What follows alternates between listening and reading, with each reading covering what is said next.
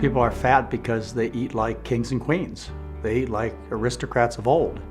I mean, look at the art and the written history of the past, and what you see is obese people with gout in their feet.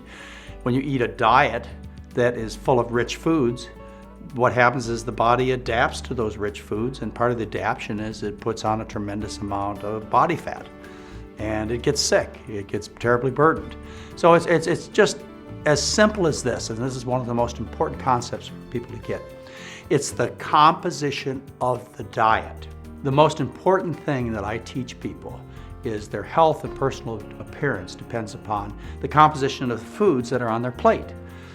If you have a diet like I had when I was a kid that was composed of lots of fats and sugars and refined foods and meats and dairy products and all kinds of junk, and that's what's going into the body, then you take on a certain characteristic appearance and health, bad health actually.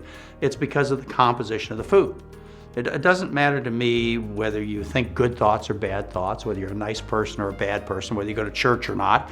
It has to do with the kind of food that you put in your mouth. So if you're going to eat rich foods, you look like people who eat rich foods.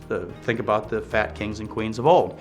If you're going to eat a starch-based diet with fruits and vegetables and minimize the dairy and the meat, then you're going to look like people who eat that kind of diet. And there are billions of people that provide that example.